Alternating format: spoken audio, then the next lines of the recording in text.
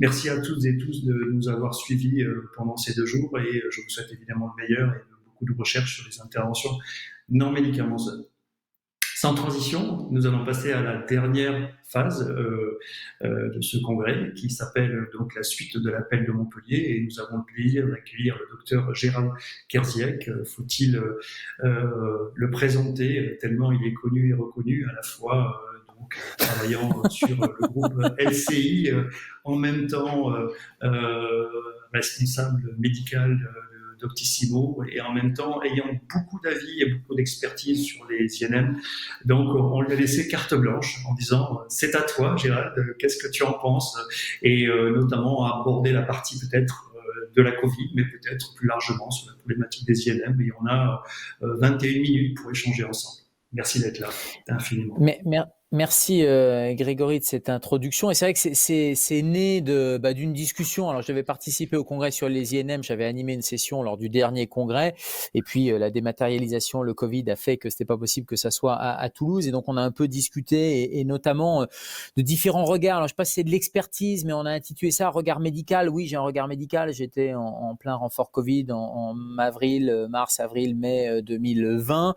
Je suis à l'Hôtel-Dieu, urgentiste, donc j'ai un regard médical, praticien de terrain, et je disais à quel point, et c'est comme ça que ce ton d'échange est un peu né. J'ai à la fois le regard médical, mais il y a le regard aussi médiatique, puisque je suis le médecin, tu l'as rappelé, du groupe TF1 LCI et le directeur médical de Doctissimo, le site d'information santé.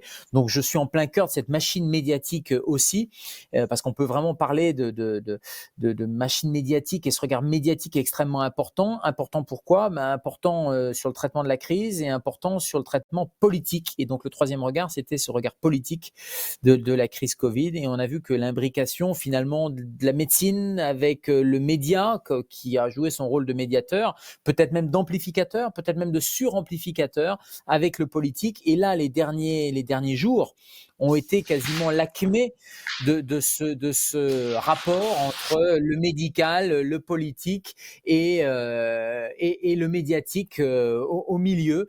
Et le point d'orgue, ça a été l'allocution du président de la République. Et c'est vrai, quand on en avait parlé, Grégory, on avait déjà pressenti ça. Et je ne pensais pas que ça allait s'acutiser, comme on dit en médecine, ça allait devenir aussi aigu avec les tribunes des 41 confrères et consoeurs de dimanche, puis dimanche soir, 9 autres médecins réanimateurs disant qu'on allait trier les malades. Bref, une forte pression alarmiste côté médical, sur le politique de l'autre côté, tout ça avec le rôle du média. Donc c'est intéressant d'avoir ce recul un peu sur cette crise Covid, et qui à mon avis est assez symptomatique, parce que de Covid 2019, mais il y aura d'autres crises. Manifestement, les médias commencent à appréhender ce sujet médical depuis quelques mois, mais c'est un sujet assez nouveau. J'ai un peu peur que malheureusement cette crise dure encore un petit peu si on n'en tire pas un certain nombre de conclusions, et en particulier de recontextualisation.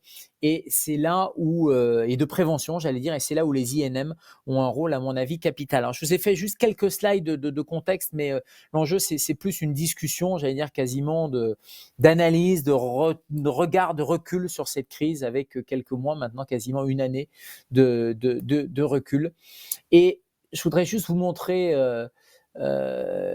sous forme de diaporama un point d'actualité, vous allez voir, et surtout qu'est-ce qu'on en tire. Et c'est ça l'objectif, pour éviter de réitérer ces crises-là et de repartir dans ce que je pourrais appeler quasiment une hystérie médiatico-politique, puisqu'on est parfois face à un débat beaucoup moins serein et beaucoup trop hystérique. Juste cette pyramide, je ne l'invente pas, c'est comment sont collectées les données par Santé publique France. Cette pyramide, elle montre qu'en haut, il y a les décès, et puis plus on va descendre, plus on va avoir les gens hospitalisés, et puis après en réa, les gens hospitalisés dans d'autres structures de soins, dans les EHPAD, et puis dessous les réseaux sentinelles de médecine de ville, de SOS médecins, etc. C'est tout le flot d'informations que Santé publique France collecte, j'allais dire, quasiment depuis toujours. Sauf que maintenant, c'est dans le débat public, puisque alors, il n'y a plus les conférences de presse chaque soir du directeur général de la santé, mais vous voyez bien que notamment le haut de la pyramide faisait l'objet d'un point quotidien. Rappelez-vous, il y a quelques mois, du directeur général de la santé pour nous sortir combien il y a de décès. par jour. Chose qui est collectée tout le temps, mais qui n'a jamais fait l'objet d'un point presse quotidien. Bien là, pour le Covid, ça faisait l'objet d'un point presse quotidien. Et encore maintenant, on a les journalistes, les rédactions qui ont le nombre de décès, le nombre de patients en réanimation, tous ces indicateurs. Mais vous voyez bien que c'est le haut de la pyramide. Et ça, on nous le dit rarement, c'est-à-dire qu'on a l'impression que le Covid, globalement, alors je dis j'emploie encore le présent, j'aurais tendance à employer peut-être l'imparfait parce que je pense que les gens ont quand même assez compris que maintenant, le Covid, on pouvait en mourir, mais enfin, globalement, c'était pas la majorité des cas. Ce que je veux dire par là, c'est que le prisme qu'on a dans les médias et le prisme que le politique a pris aussi via la communication de ses services et du directeur général de la santé, via les invitations sur les plateaux télé des réanimateurs médicaux qui sont très présents, finalement, c'est le haut de la pyramide. Mais c'est une minime partie de la réalité du problème, puisque l'immense majorité du problème, c'est dessous. C'est toute la zone grise, voire c'est la pyramide qu'on ne voit pas, c'est tous les gens qui sont contaminés mais qui ne sont pas allés se faire tester, c'est tous les gens qui ont eu quelques petits symptômes, ils ne sont pas allés voir le médecin, c'est tous les gens qui sont guéris du Covid, mais on ne parle jamais des guéris, on parle des morts, on ne parle pas des guéris. Et donc, il faut bien avoir cette pyramide en tête parce que malheureusement, elle n'est pas présentée. On nous présente et on nous focalise que sur le haut, que sur le sommet de la pyramide. De même que quand on nous montre des images qui sont des images que du service de réanimation, c'est une toute petite partie du système de santé. Alors, on nous dit que c'est saturé et que c'est parce que c'est saturé qu'il faut fermer, etc. Mais enfin, il faudrait un peu se reculer. Et l'objectif un peu de cette discussion entre nous, c'est de pouvoir justement se reculer pour pouvoir recontextualiser les choses. Toutes les semaines, il y a un point épidémiologique, vous pouvez aller voir sur le site de Santé publique France, un point hebdomadaire avec, alors malheureusement, entre les cartes de Covid Tracker ou d'autres, ou ce point, c'est plutôt l'augmentation du taux d'incidence. Oui, l'augmentation du taux d'incidence, plus on teste, plus on va avoir une augmentation du taux d'incidence avec, et voyez les mots, intensification, mortalité toujours élevée, augmentation marquée de l'incidence, et puis maintenant il y a les variants, etc. Donc on est quand même sur des points hebdomadaires qui sont quand même très orientés vers un ton qui est quand même assez alarmiste, on va le voir, parce que quand je vois intensification du dépistage, mortalité liée au Covid toujours élevée, moi je voudrais juste remettre ça dans un contexte un peu plus global. Le taux de mortalité, il est de moins de 0,2%. C'est-à-dire quand vous faites le nombre de décès dans la population générale, c'est moins de 0,2%. Et ça me semble important de le faire ressortir, ce chiffre. J'aurais pu mettre l'autre chiffre qui est 99, le taux de vie, le taux de survie ou de vie avec le coronavirus, il est de 99,8%. Or, vous voyez bien que moi, quand je dis ça à mes patients, mais quand vous dites ça au grand public, c'est pas du tout l'impression que les gens ont quand ils allument la télé, quand ils lisent leurs journaux ou quand on leur parle du coronavirus. Parce qu'ils ont l'impression que le taux de mortalité est beaucoup plus important. Quand vous entendez certains hauts fonctionnaires dans des commissions, par exemple sur le Covid, moi, il y a quelques mois, où on comparait ça à la peste, par exemple. La peste, c'est entre 40 et 60% de mortalité. Là, on est à moins de 0,2%. Donc tout ça pour vous dire que en fonction de quel est le prisme, qu'est-ce qu'on veut présenter, comment on veut présenter les choses médiatiquement, on peut choisir le train qui arrive en retard ou le train qui arrive à l'heure. Or là, on est plutôt sur les trains qui arrivent en retard parce que quand on regarde, et encore une fois, c'est toujours dramatique, chaque fois qu'il y a un mort, c'est dramatique, mais le taux de mortalité, il faut quand même le recontextualiser. Regardez ensuite, pareil, j'invente rien, c'est données de Santé publique France, assez factuelles. Quel est l'âge médian au décès? Il est de 85 ans. Et généralement, quand je donne ces deux chiffres, 0,2% de taux de mortalité et 85 ans, la médiane d'âge, j'ai les gens qui ouvrent des yeux comme ça et qui me disent « mais on ne sait pas ça, on n'a pas ces informations-là ». Si, elles sont publiques, mais c'est vrai qu'on a plutôt une communication qui est à l'inverse. Communication médicale, communication médiatique, communication politique, qui est d'insister sur les variants tueurs qui vont hospitaliser des gens en réa, des gens jeunes. En fait, quand on regarde, et là, vous voyez, le point, c'est le dernier point de Santé publique France, ce n'est pas un point avec l'ancien variant, c'est avec le variant anglais, etc. Regardez, 92,8% des décès avaient plus de 65 ans. Et les gens qui sont en réanimation, quand on parle de jeunes, c'est entre 50 et 65 ans. c'est pas du tout des jeunes de 30 ans ou de 20 ans. Donc, vous voyez, dans l'utilisation du mot, là aussi, entre un plateau télé et la réalité statistique, c'est pas du tout la même chose. Et quand on regarde vraiment dans le détail, non seulement c'est des gens qui sont quand même âgés, 85 ans de médiane d'âge, ils ont tous quasiment plus de 65 ans, et ils ont tous, regardez au milieu en dessous, oui, ils ont tous globalement des comorbidités. Et les jeunes, il y en a quelques-uns, hein, c'est moins de 10% des patients qui ont moins de 40 ans, mais c'est moins de 10% des patients qui ont 40 ans, c'est des patients qui sont comorbides, qui ont des pathologies que vous connaissez bien, puisque vous adressez par les interventions non médicamenteuses, vous adressez ces pathologies-là, et je sais que c'est un combat de Grégory Nino depuis des années, d'être dans la prévention, etc. Mais c'est des maladies qui sont des échecs de la prévention, pathologie cardiaque, hypertension artérielle, diabète, pathologie respiratoire, pathologie neurologique, obésité. Tous les patients, quasiment tous, qu'on a à traiter en réanimation pour des formes sévères sont des gens obèses.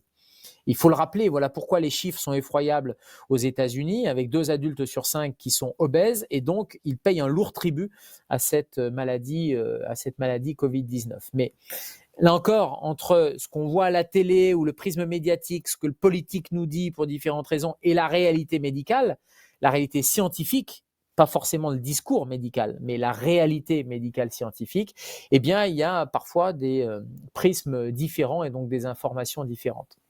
Autre chose, on a l'impression que cette maladie, elle est binaire. Soit vous n'avez rien, c'est une grippe, j'ose plus employer le mot, soit vous êtes en réa. Mais non, la palette, elle est extrêmement large. En particulier, la palette en fonction de vos facteurs de risque. Et je crois que c'est important de le rappeler parce qu'on a l'impression que c'est un virus tueur, quel que soit votre état de santé. Mais en fait, il y a toujours, et on a oublié quelque chose de fondamental, il y a le virus, l'agent pathogène, mais il y a l'hôte.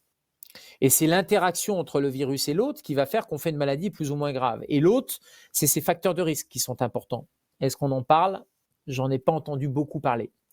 On n'a pas parlé non plus des traitements, parce qu'il existe des traitements, il existe déjà des diagnostics. Alors, on a parlé beaucoup des tests qui mesurent, on ne sait pas bien ce qu'ils mesurent. Vous savez, vous avez encore des gens qui sortent avec des tests positifs pendant des semaines et des semaines parce que ça détecte de l'ADN du virus, mais ça ne de l'ARN du virus, mais ça ne détecte pas s'ils sont contagieux ou pas. En revanche, il y a un examen qui est un examen clé, qui est le scanner. En tout cas, pour nous cliniciens, c'est un examen clé parce que ça permet d'avoir est-ce qu'il y a une maladie grave ou pas une maladie grave. Et puis les traitements précoces, voire en hospitalisation, pour surveiller un peu comme le lait sur le feu des gens qui ont justement des facteurs de risque et à qui justement on a fait un scanner et on a vu qu'il y avait un début de pneumopathie. Il faut les mettre sous oxygène, il faut leur donner de la dexaméthasone, il faut les anticoaguler, il faut éventuellement leur donner des antibiotiques et il faut éventuellement, et si on n'a pas passé ce cap avec l'hospitalisation conventionnelle, les envoyer en réanimation, mais c'est moins de 0,1% des malades. C'est quasi 100% du champ médiatico-politique, c'est moins de 0,1% des malades en réalité. Alors ok, c'est le facteur bloquant, structurellement bloquant parce qu'en déficit de capacité, mais on voit bien que là aussi, entre la réalité des chiffres et le traitement qui en est fait, le traitement médiatico-politique, il y a une vraie différence. Et puis bien sûr, dans les traitements, c'est la vaccination. Vaccination dont on nous dit que c'est la sortie de crise, il faut vacciner tout le monde, largam à nu, etc. Et là, je pense qu'il ne faut pas qu'on se fourvoie non plus. Un traitement, quand on le donne, c'est bénéfice-risque. Vous êtes dans les INM, vous savez que finalement, il y a peu de risques des interventions non médicamenteuses, encore que, on peut imaginer qu'il peut y avoir des risques. Il y a des bénéfices. On sait que les médicaments, il y a des bénéfices aussi, mais il y a des risques. Vous essayez par les INM de diminuer les effets secondaires des médicaments, ou en tout cas d'éviter des effets secondaires de médicaments. Je crois qu'il ne faut pas perdre de vue ce bon sens clinique de balance bénéfice-risque, y compris dans la vaccination. Et quand vous avez une maladie qui tue à 93% les plus de 65 ans, il faut vacciner les plus de 65 ans. Quand vous avez une maladie qui tue des obèses ou qui envoie en réa des patients obèses, il faut vacciner les patients obèses, quel que soit leur âge. Quand vous voyez une maladie qui tue ou qui envoie en réanimation les gens qui sont comorbides, insuffisants cardiaques, insuffisants respiratoires, etc., il faut vacciner ces populations à risque. Mais je pense qu'il faut, quand on a une maladie qui ne tue pas, c'est-à-dire que le risque de la maladie est proche de zéro, alors que le vaccin, ok, il n'y a pas de risque immédiat, mais on ne sait pas, dans quelques années, je pense que surtout s'il n'a pas de bénéfice, ce vaccin chez les gens, parce que finalement, la maladie n'a pas de risque ou pas de prise chez ces gens-là, je pense qu'il faut vraiment remettre en cause une vaccination massive. Et donc, plutôt que d'avoir une stratégie un peu tous azimuts de vaccination massive, surtout dans une pénurie de vaccins, ciblons la vaccination vers les gens les plus à risque. Ça me semblerait être une bonne stratégie là aussi, mais pour ça, il faut avoir cette vision un peu globale de qui est à risque, qui n'est pas à risque. Et ça, malheureusement, je trouve que ça ne ressort pas assez. Ça commence à ressortir dans la littérature. Je ne sais pas si vous avez vu ce papier qui fait le lien entre l'obésité, la vitesse de marche et le risque de mortalité. Il est assez éloquent. Plus vous êtes obèse et de manière indépendante, plus vous êtes à risque d'être en réa ou vous êtes à risque de mortalité. Mais ils vont même plus loin, c'est-à-dire qu'en fonction de l'état d'obésité, mais en fonction de votre vitesse de marche, donc c'est-à-dire de votre capacité, de votre entraînement, de votre force physique, et on est dans les INM quand vous parlez d'activité physique par exemple, eh bien la vitesse de marche est un facteur indépendant, prédictif de la sévérité de la maladie ou de la mortalité. Et donc ça, c'est des papiers assez fondamentaux parce que derrière ça, ce n'est pas une molécule miracle, mais c'est peut-être des interventions non médicamenteuses miracles pour la prochaine pandémie ou pour prévenir la prochaine pandémie. Et je trouve que ça serait des messages assez positifs. Ce qui a fait dire à certains, notamment, vous avez peut-être vu Richard Horton dans Lancet, qui a fait cet édito en octobre ou novembre dernier, où il disait globalement Covid-19 n'est pas une pandémie. Et donc, ça peut paraître un peu provocateur, mais c'est pas une pandémie dans le sens où c'est pas Ebola, c'est pas un virus tueur, et que ce paradigme, il faut peut-être le changer. On est passé, ou on va passer, ou on passe d'une pandémie effroyable à une syndémie contrôlable. Février-mars 2020, il y a un virus mystérieux chinois, c'est une pandémie effroyable, c'est peut-être le virus tueur, etc. Tout le monde ferme, lockdown un peu de partout, on voit des jeunes qui meurent, etc. Et puis, au fur et à mesure des mois, on comprend, on voit que c'est plutôt des gens facteurs de risque, c'est plutôt des 85 ans, etc. Et donc, c'est plutôt quelque chose de syndémique, contrôlable. Une syndémie, c'est caractérisé par un entrelacement de ces problèmes de santé. C'est-à-dire une personne a déjà un état de santé fragilisé et le virus va venir agir sur cet état de santé fragilisé et en fait va renforcer malheureusement mutuellement ces facteurs physiques ou psychiques de vulnérabilité et de fragilité et ça va porter atteinte à la santé globale de la personne. Alors ça, c'est la bonne nouvelle parce que ça veut dire que ça ne frappe pas tout le monde avec une mortalité effroyable et surtout, il y a une possibilité de reprise de contrôle et c'est ça qui me semble important.